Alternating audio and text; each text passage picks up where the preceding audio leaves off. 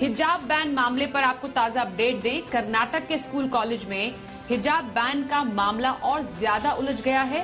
दरअसल इस मामले में आज सुप्रीम कोर्ट के 2 जजों ने अलग अलग फैसला सुनाया है। जस्टिस गुप्ता ने बैन के खिलाफ अपील को खारिज कर दिया, तो जस्टिस धूलिया ने कर्नाटक हाईकोर्ट के फैसले को खारिज कर दिया। चूंकि दोनों जजों की राय अलग अलग थी, इसलिए इस केस को सीजेआई के पास भेज दिया गया है और उनसे बड़ी बेंच के गठन की अपील की गई है।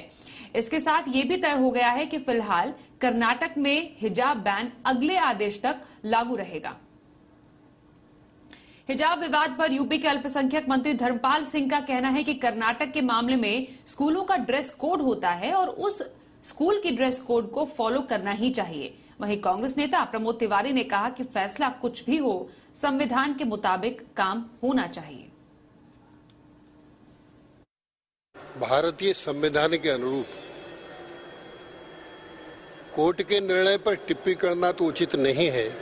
फिर भी आप लोगों के माध्यम से, आपके चैनलों के माध्यम से ही मैं जरूर कहना चाहूंगा कि वेशभूषा पर कोई जबरदस्ती नहीं है। जो जैसी वेशभूषा धारण करना चाहता है उसको वैसी वेशभूषा धारण करने देने में कोई आपत्ति नहीं होनी चाहिए, लेकिन वो समाज की मर्यादा को न लांघे। फैसला सुप्रीम कोर्ट का जो आया है वो भी 50-50% डिवाइडेड है, यानी संवेदनशील विषय है। मैंने अभी फैसला पढ़ा नहीं, और दोनों को किस मुद्दे में, दोनों में अलगाव है, डिफरेंस ऑफ ओपिनियन इसको कहते हैं, तो जब तक वो पढ़ न लिया जाए उस पर पूरी तरह से प्रतिक्रिया नहीं दी जा सकती। पर एक बात तो मैं कहूंगा, अब सीजीआई के पास जाएगा, वो लार्जर बेंच को रिफर करेंगे।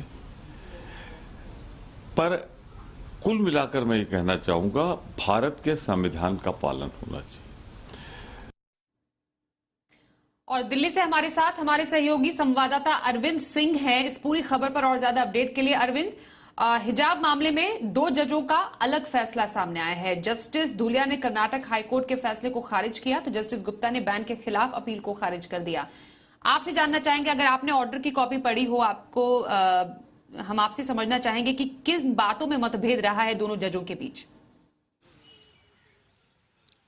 देखिए, अब से तकरीबन 5 से 7 मिनट पहले ही जो लिखित फैसला है उसकी कॉपी अपलोड हुई है सुप्रीम कोर्ट की वेबसाइट पर, और अभी हमारे पास वो जजमेंट है। तकरीबन 209 पेज का ये पूरा फैसला है, और 133 पेज में जो जजमेंट है वो जस्टिस हेमंत गुप्ता का है, और इसके अलावा 73 पेज पर जजमेंट जस्टिस सुधांशु धूलिया का है। और बाद में दोनों जजों का निष्कर्ष है, जिसमें दोनों जजों ने कहा है कि चूंकि एक राय नहीं है, लिहाजा ये मामला चीफ जस्टिस को भेज रहे हैं ताकि वो एक बड़ी बेंच का गठन करें। जो शुरुआती चीजें मैं पढ़ पाया हूं, उनकी अभी अभी लिखित फैसला आया है, उसमें जस्टिस हेमंत गुप्ता ने ये कहा है कि वो अपील को खारिज कर रहे हैं।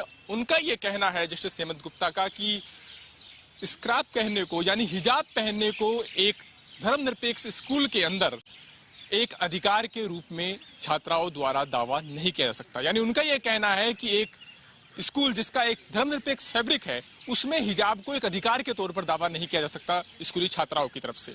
वहीं दूसरी ओर जस्टिस सुधांशु धूलिया का यह कहना है कि अगर ये जरूरी नहीं है कि हिजाब इस्लाम का अनिवार्य हिस्सा है या नहीं है, अगर ये अपने आप में सिर्फ एक विश्वास भर भी है और ये किसी और को नुकसान नहीं पहुंचाता, तो फिर इस पर प्रतिबंध लगाने का कोई औचित्य नहीं है।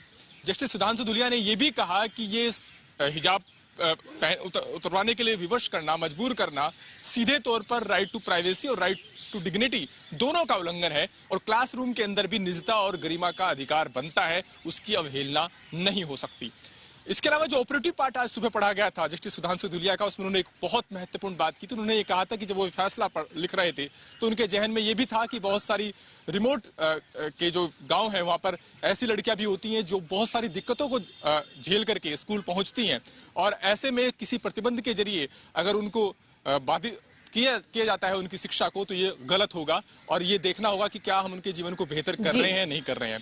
जस्टिस हेमंत गुप्ता ने दूसरी ओर जो ऑपरेटिव पार्ट पढ़ा था, उन्होंने कहा था कि उन्होंने 11 सवाल तय किए और इन 11 सवालों के आलोक में अपना फैसला दिया है, और उनको ये लगता है कि इसे एक दावे के तौर पर, इस हिजाब पहनने को एक अधिकार के तौर पर दावा नहीं किया जा सकता, खासतौर से स्कूल के अंदर। जी अरविंद। तो चूंकि अब दोनों जजों की राय अलग रही है आज के मामले में, जैसा अरविंद भी पूरी जानकारी दे रहे थे, उन्होंने अपने अपने पक्ष में क्या दलीलें दी हैं, अब सीजीआई के पास मामला भेज दिया गया है, बड़ी बेंच के गठन की अपील भी की गई है। तब तक जो है स्टेटस को बरकरार रहेगा, कर्नाटक में हिजाब बैन अगले आदेश तक लागू रहेगा, ये तो साफ है। अरविंद, जानकारी के लिए, अपडेट के लिए आपका धन्यवाद करेंगे।